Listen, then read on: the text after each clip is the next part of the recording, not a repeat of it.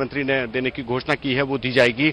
इसके बाद से परिवार की जो और भी जो मांगे होंगी, जो उनकी समस्याएं होंगी, किस तरीके से उनको इस पूरे घटनाक्रम को उन्होंने महसूस किया, किस तरीके से उसका सामना किया, ये तमाम बातें हैं, तमाम सवालात होंगे। तो कहा जाए कि मुख्यमंत्री अखिलेश यादव से मुलाकात कर रहा है अखलाक का परिवार। उसके साथ ही उत्तर प्रदेश पुलिस के मुखिया डीजीपी जगमोहन यादव भी मुख्यमंत्री ने तलब किए हैं। जी, तो ये बड़ी अपडेट यहां पर सीएम से मुलाकात कर रहा है अखलाक का परिवार, लेकिन इस बीच सीएम ने डीजीपी को तलब किया है, यानी कि समझा जा सकता है कि शिकायत यहां पर पुलिस से है। जो कुछ कहा होगा पीड़ित परिवार ने, उसकी बिना पर अब सीएम ने डीजीपी को बुलाया है। संतोष, आप हमारे साथ बने रहिए और हमारे साथ दो खास मेहमान बीजेपी के प्रवक्ता विजय बहादुर पाठक और सपा प्रवक्ता मोहम्मद शाहिद शाह हमारे साथ जुड़े हुए हैं। सबसे पहले शाहिद जी आपके पास आएंगे। सवाल ये उठता है कि आखिर ये स्थिति बार बार आ ही क्यों रही है? 28 सितंबर को जो घटना होती है, देखते ही देखते इस कदर क्यों बढ़ जाती है? आखिर एक के बाद इस तरह एक घटनाएं आखिर क्यों? सवाल उठना लाजमी है।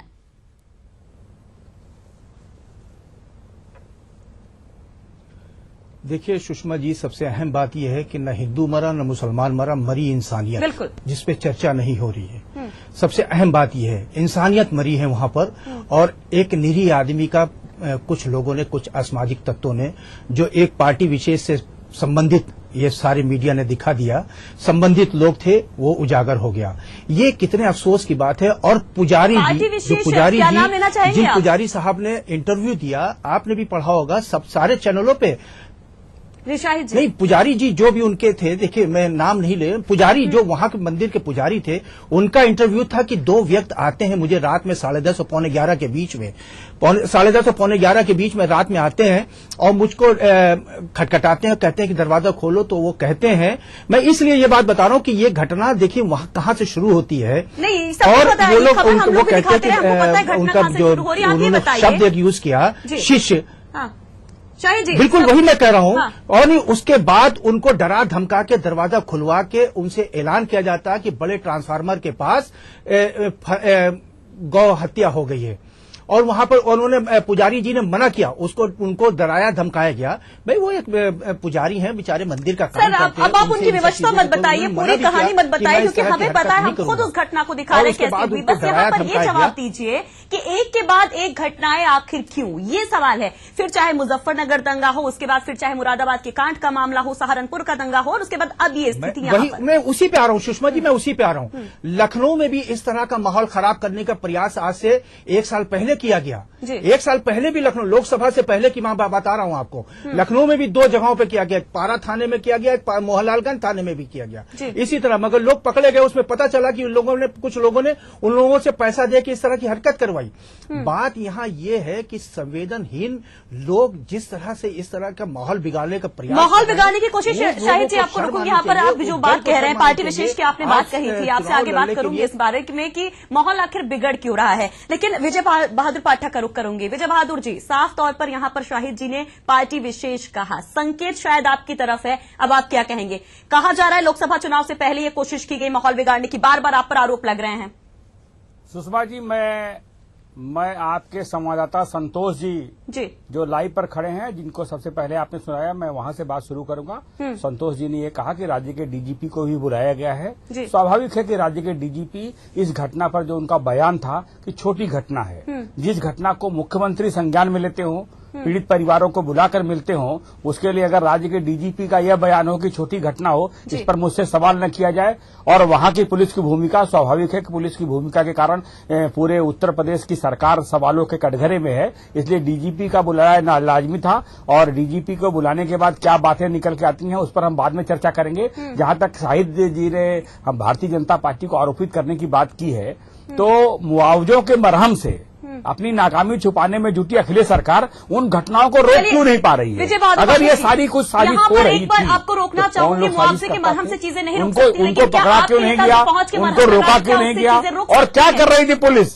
जो इन्फॉर्मेशन आपके पास है वो इनके पुलिस के पास नहीं है, वो इनके इंटेलिजेंस के पास नहीं है। पाठक जी, ये मानते हैं ये प्रशासन का फेलियर, इससे जवाब लेंगे शाहिद जी से कि आखिर ये स्थिति क्यों आ रही है। उससे बार बार हम उनसे बात कर रहे हैं, सवाल पूछ रहे हैं, लेकिन सवाल ये आपने कहा कि मुआवजे का मरहम लगाने से स्थिति नहीं सुधर सकती है, तो क्या आपके नेता जो पहुंच रहे हैं, जो मरहम लगा रहे, क्या उससे स्थिति सुधरेगी? संगीत सोम पहुंचने वाले हैं, क्या जरूरत है उनकी? मुजफ्फरनगर में जब कांड होता है तब आपके नेता वहां पर पहुंचते हैं, यही कुछ चेहरे होते हैं। उसके बाद जब मुरादाबाद में स्थिति बिगड़ती तब भी यही नेता होते हैं, वहां पर उनको सुषमा जी वहां पर राजनीति कौन कर रहा है? क्या स्थिति, वहां के क्षेत्रीय सांसद होने के नाते महेश शर्मा जी गए थे, उसके बाद नेताओं के लिए एक तीर्थ स्थल की तरफ बम जा रहा, लोग जा रहे हैं, और जो घटना हो रही है उस घटना पर चेक बैलेंस होना चाहिए ना।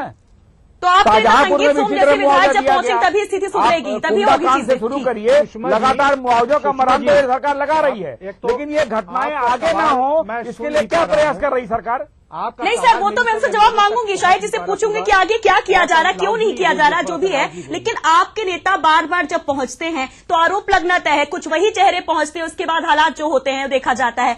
आखिर क्यों ऐसी स्थिति आती, क्यों नहीं आप सीधे कह देते हैं कि जब बार बार आपका नाम सामने आ रहा है तो आप पीछे हटिए, जो चीजें सरकार को, प्रशासन को हैंडल करने दीजिए और आप बाहर से बैठ करके आप चीजों को देखिए, विपक्षी भूमिका निभाइए।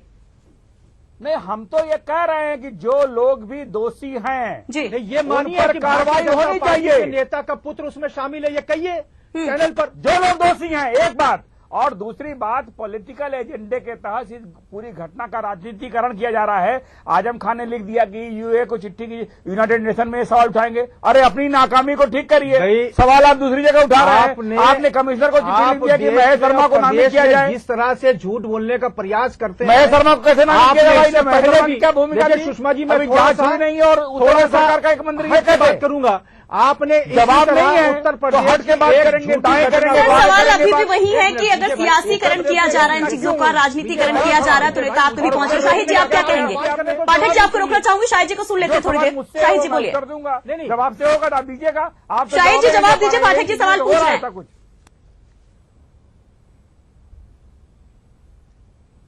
मैं वही कह रहा हूं। देखिए आपने, देखिए जैसे भारतीय जनता पार्टी के मित्र ने कहा कि यूएनओ, भाई आपने एक झूठी अफवाह को, मैं थोड़ा सा हट के बात करूं, एक झूठी बात को, अभी उत्तर प्रदेश की जो पिछली घटना थी उसको आपने झूठे उसके तहत आपने यूएनओ में पहुंचा दिया। यहां तो सच घटना, अगर सच घटना को यूएनओ में पहुंचाया जाए तो क्या बुराई है? सच घटना को अगर यूएनओ में पहुंचाया जाए तो वो तो बहुत अच्छी बात है। शाहिद जी, लेकिन यूएनओ में चीजों को, इन घटनाओं को पहुंचाने से बेहतर है कि आप अपने स्तर पर जहां पर है वहां पर चीजों को दुरुस्त कर ले। आपके प्रशासन पर, आपकी पुलिस पर आपका इतना कब्जा हो कि आला अधिकारी इस तरह के बेतुके बयान ना दे कि मामूली सी बात थी, इस तरह किसी बड़े अधिकारी के मुंह से इस तरह के बयान ना निकले, तो शायद चीजें बेहतर हो जाएंगी, चीजें बदल जाएंगी। यहाँ पर सुनिए सुषमा जी, अगर आपका सवाल हो गया तो मैं जवाब दे रहा हूं। बिल्कुल बिल्कुल जवाब दीजिए। केंद्रीय मंत्री महेश शर्मा साहब का कितना बेशर्मी भरा सवाल पर जवाब दीजिए। बेशर्मी भरा बयान कि नहीं, थोड़ा सा संयम रखिए, संयम रखिए, जब आप पर आएगा बात तो आप बोलिएगा। बेशर्मी भरा बयान कि एक हादसा, एक हत्या को आप हादसा बताएंगे, ये कितना बेशर्मी का बड़ा बयान। और दूसरी बात, अभी आपने जैसा बताया, आपके विजुअल पे आप ही ने बताया कि एक जो खुद दंगा में आरोपी जिसके ऊपर एनएसए लगा, वो जाते हैं दंगा भड़काने, वो तो कहते हैं कि मैं सुनूंगा नहीं। भाई देखिए, कानून अपना काम करेगा, कानून अपना काम करेगा, कानून से ऊपर कोई नहीं है। अगर कोई भी आदमी, कोई भी दल के लोग माहौल बिगाड़ने का काम करेंगे, उनके खिलाफ कड़ी से कड़ी कार्रवाई होगी, चाहे वो किसी स्तर के लोग हों। जहां पर अभी आज भी सारे मीडिया में आया है कि भारतीय जनता पार्टी के नेता का पुत्र, जिसने ये अफवाह, झूठी अफवाह उड़वाई कि वहां पर गोवश हुआ, गो हत्या हुई, झूठी अफवाह उड़वाई, उसका नाम आ गया। भाई भारतीय जनता पार्टी क्यों बच रही है इस बात से? भारतीय जनता पार्टी क्यों नहीं कहती कि मैं उस पार्टी के नेता को निकालता हूं पार्टी से, पार्टी के पद से छोड़ता हूं? ये क्यों नहीं कहती भारतीय जनता पार्टी? भारतीय जनता पार्टी को उसका निष्कासन नहीं करना है। भारतीय जनता पार्टी उस पर राजनीति कर रही है। मैं आपको सुषमा जी एक बात और बताऊं, मैं देख रहा हूं पिछले कई रोज से बीफ की बात चल रही है। बीफ का जरा सा क्लासिफिकेशन होना चाहिए। बीफ में और गो मांस में थोड़ा सा फर्क होता है, उसका और बीफ में फर्क होता है। बीफ कहते हैं दूसरे जानवर को। देखिए, अगर आपको बीफ क्यों नहीं बैन लगा देते हैं? शायद जी पाठक जी कुछ कहना चाहते हैं इस पर। पाठक जी कहिए। काम नहीं, कौन करेगा? उत्तर प्रदेश में केंद्र सरकार करेगी। है, एक्सपोर्ट कौन करता है? उत्तर प्रदेश सरकार कराती है। सरकार किसकी है? देखिए सुषमा जी, जो अवैध कटान है वही विवाद का कारण है। नहीं, और आप देखिए, अवैध कटान रोक नहीं पा रहे, पशु तस्करी नहीं रोक पा रहे हैं, मुसलमान को लड़ाने का काम कर रही है, तो ये नाकामी आपकी है। और आप समाज मोदी पर क्या कर रहे हैं? सुअर के मांस पे बैन क्यों नहीं लगा देते? आप लगाइए भाई। समाजवादी पार्टी कहती है कि अवैध कटान रोकी जाए, कौन रोकेगा? क्यों नहीं लगाते हैं? अवैध खनन हो रहा है, लगाएंगे। उत्तर प्रदेश में अवैध शराब बिक्री हो रही है, अब ये मुद्दे से भटक रहे हैं, अवैध मांस बिक्री हो रही है, मुद्दे पे कौन रोकेगा? एक सबसे अहम बात है, कौन ठीक करेगा? देश की जो शाहिद जी पाटिल जी सुन लेते हैं। और मामूली घटना है, भारत सरकार उसके लिए मुख्यमंत्री जिम्मेदार बड़ी है। घटना बनाएंगे और डीजीपी कहेंगे मामूली सरकार घटना उसके लिए है। जिम्मेदार है। आप अरे क्यों नहीं कुछ तो बैन लगाते करिए हैं? भाई। मैं समाजवादी पार्टी की नैतिक तरफ से जिम्मेदारी महेश आपकी है। शर्मा का इस्तीफा मांगता हूँ। राज्य के कानून जिन्होंने व्यवस्था की इतनी जिम्मेदारी बड़ी आपकी हत्या नैतिक को- है। सर, आप दोनों अगर एक साथ ऐसे बोलते रहेंगे तो चर्चा नहीं चल पाएगी। आप दोनों एक दूसरे को नहीं सुन पाएंगे और शक्तिशाली को समझ नहीं पाएंगे। कि गृह विभाग के वो मंत्री प्रधानमंत्री जी हैं, कहते थे वो कि नाकाम मुझे रहे। छोटे से छोटे लोगों के मरने पर उनकी हत्या पर अफसोस होता है। वो उस पर नाकाम खुश रहे। कहते हैं। मुख्यमंत्री देश के उत्तर प्रदेश मुख्यमंत्री, के, देश के आपको प्रधानमंत्री इस्तीफा उनका ही और मांगना देश के चाहिए। गृह मंत्री मौन है, क्यों? उनका मांग मैं करके ये पूछना शिवपाल जी को चाहता हूं, बढ़ाइए। दिक्कत ये है, आप लोग सब लोग साथ में बोल रहे हैं ना, तो दर्शक समझ पाएंगे ना आप एक दूसरे को सुन के सही जवाब दे पाएंगे। आप दोनों को यहाँ पर रोकना चाहूंगी क्योंकि बात एक छोटे से ब्रेक का हो रहा है। मसला यही है कि जब भी बात उठाई जाती है, जब भी इस तरह के मुद्दे उठाए जाते हैं तो आरोप प्रत्यारोप शुरू हो जाता है, लेकिन एक दूसरे पर चीटाकशी के बजाय अगर बीच का राह निकाला जाए, मिलजुल कर आगे बढ़ा जाए तो शायद दिक्कतें इतनी नहीं हो सकती हैं। अब एक नई बात शुरू हो गई है गुलाबी क्रांति को लेकर के, बीफ को बैन को लेकर के, इस पर बातचीत करेंगे, लेकिन रुकेंगे एक छोटे से ब्रेक के लिए।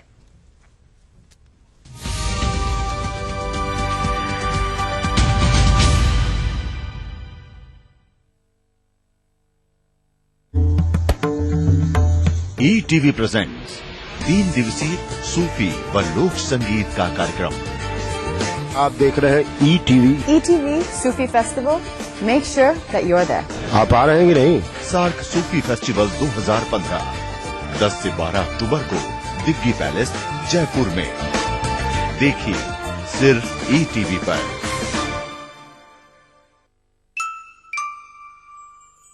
इतिहास कहता है कि वेद पुराण की रचनाओं से लेकर शासकीय निपुणताओं में महिलाओं ने अद्भुत योगदान दिया है।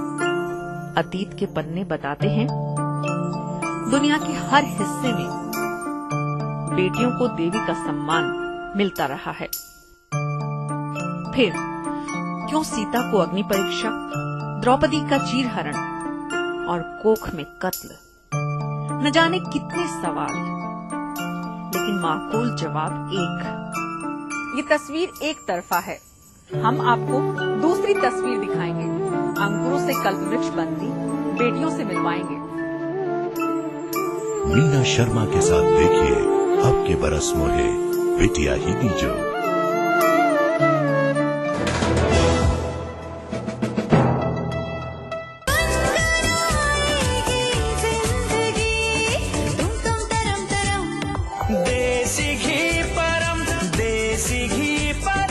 Life comes just once and is meant to be lived big. It's time you live the king-style luxury. Lucknow, the city of Nawabs, welcomes you at your palace. The Palace by Oman.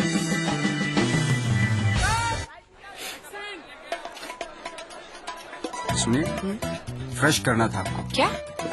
चैनी चैनी से। और अपनी body को तो guard कीजिए। चैनी चैनी खाइए, छींटे मत फैलाइए, खुशियां फैलाइए। चैनी चैनी माउथ फ्रेशनर। ग्रीन ड्रॉप्स खिलाइए, खुशियां फैलाइए। PCPNDT एक्ट के तहत लिंक जांच या चयन करना या करवाना या इसमें किसी भी तरह का प्रचार या सहायता करना कानूनन जुर्म है। इसमें 5 साल तक की सजा और 1 लाख रुपए तक का जुर्माना हो सकता है। जांच करने वाले डॉक्टर का लाइसेंस रद्द किया जा सकता है। मार्च 2015 तक ऐसे 271 केसेस में सजा सुनाई जा चुकी है। कब समझोगे? जेल जाने के बाद। लिंग चयन के विरुद्ध आवाज उठाएं, अपने जिला अधिकारी को तुरंत सूचित करें। त्योहार मनाएं Hyundai के साथ, पाएं 1 लाख की बचत, जीतें 1 लाख का सोना।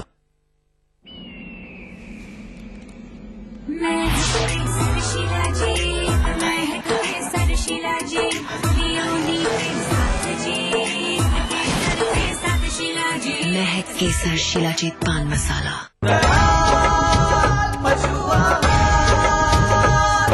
असली भरोसेमंद दयाल पशु आहार, दूध दमदार, आप शानदार। 12वीं में मुझे 60% मार्क्स मिले हैं। BA MA करने के बजाय मेडिकल में जाना चाहता हूँ। पहले खर्च की चिंता थी, लेकिन अब मेरे साथ है मेरिट कम मीन स्कॉलरशिप। हम स्टूडेंट्स को जिनकी पारिवारिक आय 2.5 लाख से कम है, उन्हें प्रोफेशनल और टेक्निकल कोर्सेज में आगे की पढ़ाई के लिए ये स्कॉलरशिप दी जा रही है। एक मजे की बात, हम गर्ल स्टूडेंट्स के लिए 30% स्कॉलरशिप अलग से निर्धारित है। फ्रेंड्स जल्दी करो, फॉर्म्स ऑनलाइन जमा हो रहे हैं। डॉक्टर, इंजीनियर और आर्किटेक्ट बनने का सपना अब हो रहा है आसान।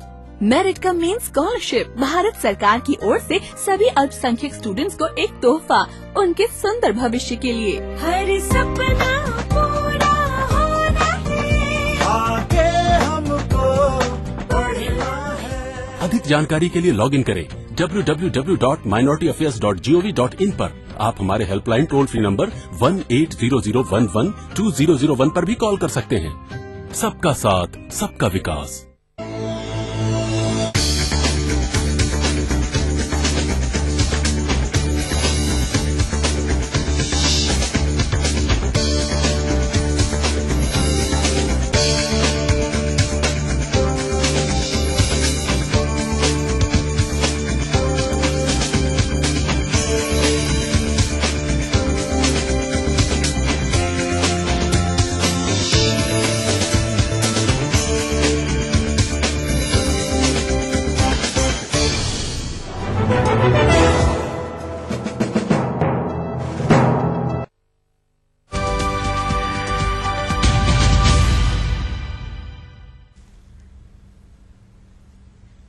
ब्रेक के बाद एक बार फिर से आप सभी का स्वागत है। बात हो रही है दादरी के दंश की। दंश ये है कि यहां पर सियासत हो रही है। जख्मों पर जो आंसू हैं उनके ऊपर अब अपनी सियासी रोटी सेकने की कोशिश की जा रही है। इन आंसुओं को ईंधन के तौर पर इस्तेमाल किया जा रहा है। हमारे साथ दो खास मेहमान जुड़े हुए हैं, बीजेपी प्रवक्ता विजय बहादुर पाठक और एसपी प्रवक्ता यानी समाजवादी पार्टी के प्रवक्ता शाहिद शाह। उनसे बातचीत करेंगे, लेकिन इस बीच हमारे संवाददाता संतोष भी हमारे साथ जुड़े हुए हैं। संतोष, फिलहाल अगर लखनऊ की बात कही जाए तो जैसा कि आपने बताया कि डीजीपी को तलब किया गया है, फिलहाल क्या अपडेट, क्या डीजीपी पहुंचे हैं वहां पर, क्या कुछ चल रहा है, क्या कुछ जानकारी ताजा?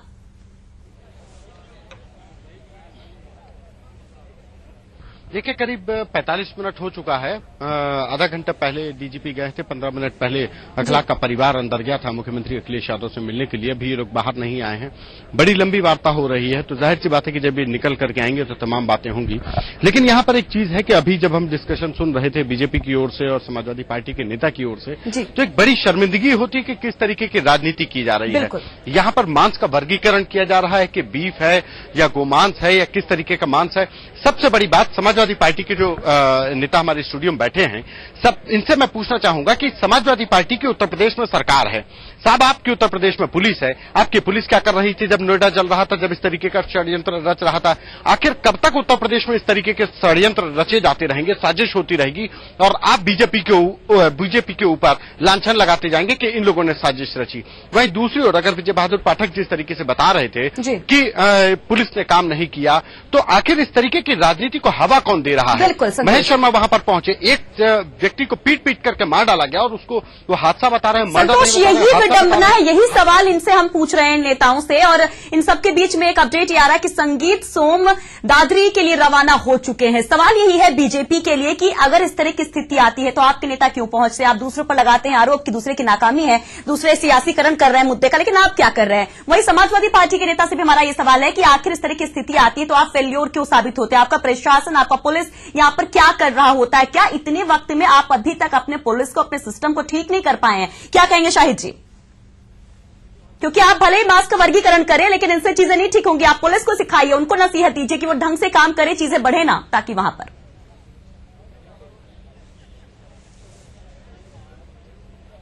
जांच होगी। बिल्कुल जो भी पुलिसकर्मी इसमें दोषी होंगे, जिन लोगों में भी निष्क्रियता बरती होगी, उनके खिलाफ कड़ी से कड़ी कार्रवाई हो। एक बात। दूसरी बात यह है कि मैं एक सवाल आपके मैं चैनल के माध्यम से यह बात करना चाहता हूं कि भारतीय जनता पार्टी के लोगों का क्यों नाम आता है?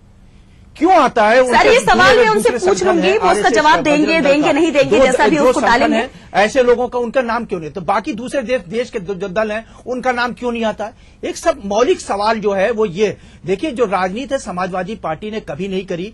समाजवादी पार्टी उत्तर प्रदेश में 22 करोड़ लोगों की राजनीति करती है, 22 करोड़ लोगों के खड़े हैं जनता के विकास की बात करती है, 22 करोड़ लोगों के चेहरे पर मुस्कान लाने का प्रयास करती है। आप अपने तो बोलते हैं। देखिए नहीं, एक मिनट देखिए विजय भाई, नहीं, थोड़ा सा सब्र करिए, संयम करिए, थोड़ा सा इतनी जल्दबाजी मत रहिए। अपनी बुराइयों को थोपने का प्रयास आप उत्तर प्रदेश की जनता पर मत करिए। आपने जो वादे किए उनसे आप अखिलेश यादव का प्रयास करते हैं, आप भटकाने का प्रयास जो है वो आप जो विकास का मुद्दा करने का प्रयास करते हैं। आज तक पत्रकार देखिए, धर्म की राजनीति कौन करता है? न्याय नहीं मिला, जनता पार्टी करती है। कल चंदौली में एक पत्रकार की और हत्या कर दी गई। देखिए, मुद्दे से भटकने लगे, मुद्दे से उत्तर प्रदेश में कलम के सिपाहियों पर संकट है, सवाल है उस पर बात नहीं हो रही। लोकतंत्र का चौथा स्तंभ असुरक्षित है, उस पर नहीं। पाठक जी, आप लोकतंत्र के चौथे स्तंभ की अगर आप बात करें तो महेश शर्मा जी केंद्रीय मंत्री ने आरोप मीडिया पर लगा दिया। इस पूरी घटना के लिए जब वहां पर पहुंचे थे पीड़ित परिवार से मुलाकात के लिए, उन्होंने भी मीडिया पर ही हमला किया कि मीडिया राजनीतिकरण कराए, मीडिया इस पर सियासत न करे। अब अगर आप इतने हितैषी हो रहे हैं, लोकतंत्र के चौथे स्तंभ की बात कर रहे हैं, हम तो सिर्फ सफाई दिखा रहे थे, जो सच था वही दिखा रहे थे, वही सवाल उठा रहे थे। महेश शर्मा ने दो टूके कह दिया कि मीडिया राजनीतिकरण करे। मीडिया क्यों राजनीतिकरण करेगा भाई? क्यों हम राजनीति करेंगे इस पर? सवाल आपने उठाया, शायद से आपको रोकना चाहूंगी, पाठक जी से जवाब चाहती हूँ इस बात में, क्योंकि उन्होंने मीडिया की बात कही है। इस तरह के मसलों पर मीडिया को घसीटा जाता है, उसको नेगेटिव एक इमेज देती जाती है, लेकिन आपके नेता जो कह रहे हैं उस पर आप क्या कहेंगे पाठक जी? नहीं, देखिए, मीडिया का लोकतंत्र की रक्षा में मीडिया का अहम रोल है। हम उसको जभी तो आप उनको डराते धमकाते, जभी तो उसको डरा रहे धमकाते और मीडिया आम लोगों को न्याय नहीं मिल पाए। चैनल के लेकिन जिस तरह से डराया धमकाया गया, को ये कहा गया कि कर रही है ये सरकार, बेहुदा सवाल करते हैं, ये ध्रुवीकरण का प्रयास कर रही है। यह शुद्ध रूप से प्रशासनिक नाकामी थी। प्रशासनिक व्यवस्था चुस्त रही होती, ये व्यवस्थाएं ठीक होती। मैं साहिब भाई का दर्द समझ सकता हूँ। राजनीति करने की आवश्यकता इसमें महेश शर्मा का इस्तीफा इसीलिए मांगा, जो महेश शर्मा का इस्तीफा मांगा जाएगा तो ये लोग मुख्यमंत्री का भी इस्तीफा मांगेंगे। और स्वाभाविक रूप से जो उत्तर प्रदेश में सत्ता संघर्ष फैलाने वाले लोग हैं, सत्ता संघर्ष में परिवर्तन होगा, यकीन नहीं करने वाली। कई खेमों में बची हुई है, पता है सैफई परिवार की लोगों को ये पता है कि ये जो सत्ता संघर्ष है वो अभी सामने आ रहा है और सिर्फ अफवाह फैलाते हैं, बाकी कुछ नहीं करते हैं। इनके आप दोनों को यहाँ पर रोकना चाहूंगी, बार बार वही बात आ रही है, घूम फिर के वही बात, जो सवाल पूछने से जवाब नहीं मिल पा रहा है, आप एक दूसरे पर आरोप लगाए जा रहे हैं। दिक्कत यही है कि सवालों को अगर सही जवाब भी आप दे दें तो शायद चीजें बहुत कुछ सुलझती नजर आएंगी, लेकिन दिक्कत यही है कि सवालों को जवाब आप देंगे भी तो कैसे? आप दोनों यहाँ पर हमारे साथ बने रहिए, संतोष हमारे साथ बने हुए हैं, रुकते एक छोटे से ब्रेक के लिए। वादियों के साथ सरकार ये बनाते हैं तो अच्छा है।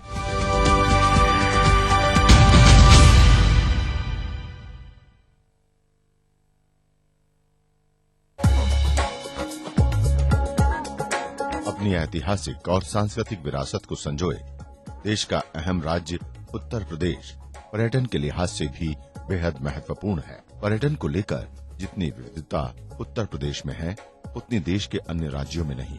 यही वजह है कि हर साल दुनिया के कोने कोने से यहाँ पर्यटक भ्रमण करने के लिए आते हैं। मुख्यमंत्री अखिलेश यादव के नेतृत्व वाली उत्तर प्रदेश सरकार ने पर्यटन को न सिर्फ यहाँ के बाशिंदों की रोजी रोटी से जोड़ा है, बल्कि इसके जरिए दुनिया भर में उत्तर प्रदेश की विशिष्ट पहचान बनाने में भी सफलता हासिल की है। सूबे में आने वाले पर्यटकों को प्रकृति के सानिध्य में रहते हुए एक नया रोमांच महसूस कराने के उद्देश्य से अखिलेश यादव सरकार ने अब नाइट सफारी जैसी योजना को धरातल में उतारने का फैसला किया है। प्रदेश सरकार के इस कदम से सूबे में पर्यटन को एक नया आयाम मिल सकेगा।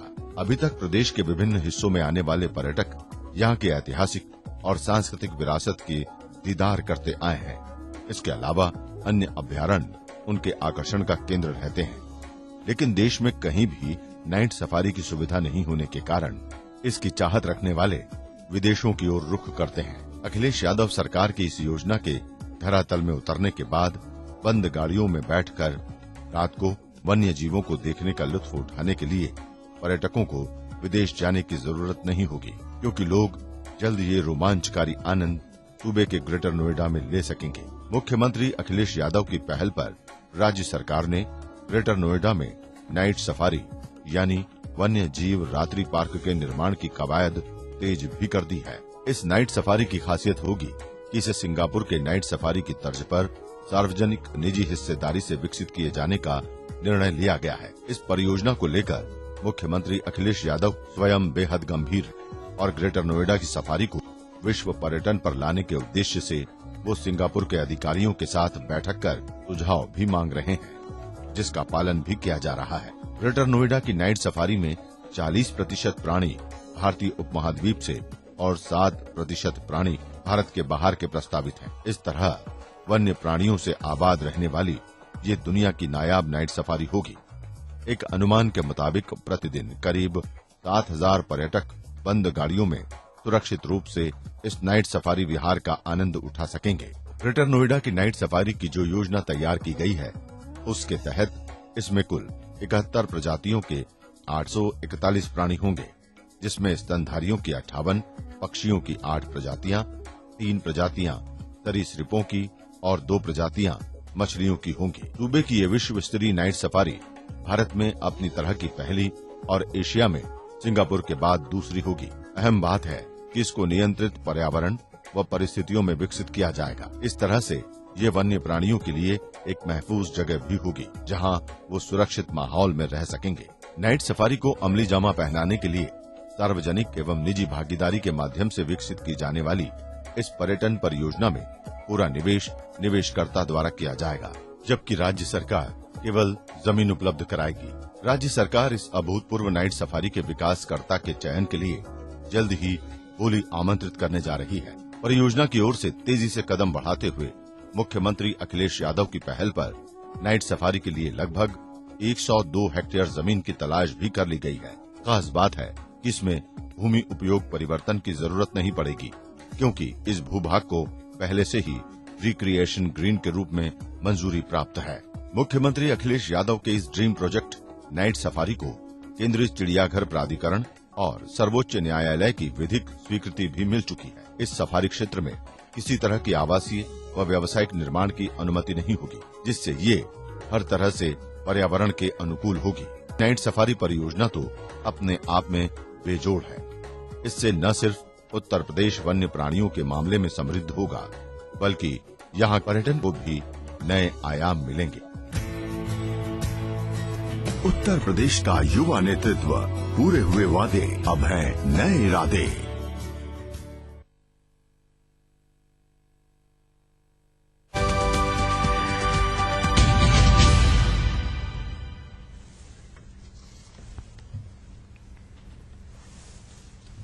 ब्रेक के बाद एक बार फिर से आप सभी का स्वागत है। बात कर रहे हैं दादरी के बिसहरा गांव की, जहां पर सियासी बिसात बिछाई जा रही है और हमारे साथ 2 खास मेहमान भी लगातार बने हुए, बीजेपी के प्रवक्ता विजय बहादुर पाठक और समाजवादी पार्टी के प्रवक्ता मोहम्मद शाहिद शाह। और इन सबके बीच ताजा अपडेट के साथ हमारे संवाददाता दानिश हमारे साथ जुड़ रहे हैं। दानिश, समझा जा सकता है कि धारा 144 लागू की गई है, लेकिन किस तरह से लागू की गई है वो आप देख रहे होंगे। इन सबके बीच खबर संगीत सोम पहुंच रहे हैं, क्या कुछ कहेंगे, क्या कुछ जानकारी?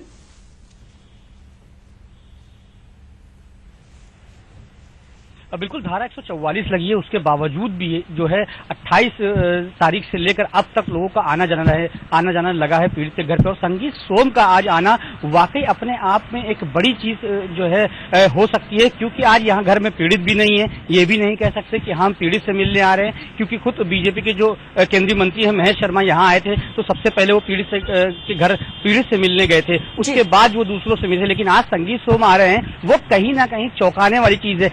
150 साल का इतिहास है सुषमा इस गांव का। भाईचारे की मिसाल ये गांव कहा जाता था। एक मौत जो कि साजिशन करी गई, घर के अंदर घुस की हत्या करी गई, उसके बाद जो माहौल बिगड़ा वो सिर्फ और सिर्फ सियासत की वजह से बिगड़ा। जितने भी नेता आते थे, अंदर जाते थे, बाकायदा पीड़ित से बात करते थे, वो आके बयानबाजी करते थे। तो बयानबाजी थी, वो बयानबाजी आज इतनी घुल चुकी है। हम ग्राउंड जीरो पे खड़े हैं, अभी तकरीबन 200-400 महिलाएं यहाँ आई थी। भाईचारे में जो खलल पड़ गया है, आपस में सब लोग एक साथ जो रह रहे थे, एक दूसरे के घर जाते थे, एक घटना के बाद जो सियासत हुई तो इतनी ज्यादा कड़वाहट आपस में आ गई है कि शायद एक दूसरे को अब देखना भी पसंद नहीं कर रहे हैं। तो जो जमीनी स्तर पर यहाँ का भाईचारा था वो तो पूरी तरीके से टूट चुका है। उसके कहीं ना कहीं जिम्मेदार राजनेता हैं, क्योंकि जो भी यहाँ पर आया है बयानबाजी करके गया है और आरोप प्रत्यारोप एक दूसरी पार्टियों पे लगाए हैं। तो सवाल यही खड़ा होता है कि आखिर राजनेता चाहते क्या है? वो सिर्फ और सिर्फ अपनी राजनीतिक रोटियां सेकना चाहते हैं, या फिर अगर किसी भी इलाके का अमन चैन किसी इलाके का छिन गया है जो वहां पर दोबारा से अमन चैन बन सके, तो कहीं ना कहीं राजनेताओं को भी गंभीर होना पड़ेगा कि एक इलाका जहां पर एक हिंदू जो है मुस्लिम के लिए मस्जिद तैयार कराते हैं, बाकायदा जमीन देते हैं, उनका बाकायदा वहां पे नेम प्लेट लगा दी जाती है, तो आखिर ऐसे गांव में साजिशन एक हत्या होती है तो उसके बाद सियासत क्यों करी जाती है? और आज अभी के जो हालात हैं वो वाकई इतने ज्यादा तनावपूर्ण हैं कि एक दूसरे को लोग पसंद भी नहीं कर रहे हैं। अभी कुछ देर पहले ही यहाँ पे तकरीबन 400-500 महिलाएं आ गई थी, उन्होंने जिस तरीके से बयानबाजी करी, उन्होंने जिस तरीके से बयानात थे उनके, तो साफ नजर आ रहा था कि किस तरीके से दिलों में कड़वाहट है। तो राजनेताओं को गंभीर होकर अब इस विषय में भी बात करनी चाहिए कि राजनीति अपनी जगह है, वोटों की जो राजनीति होती है वो एक अलग होता है, वोट बैंक एक अलग होता है, लेकिन अगर एक इलाके में 150 साल से कोई एक परिवार रह रहा है, लोग वहां पर रह रहे हैं और आपसी भाईचारा सिर्फ और सिर्फ राजनेताओं के भाषण से बिगड़ जाए, राजनेताओं की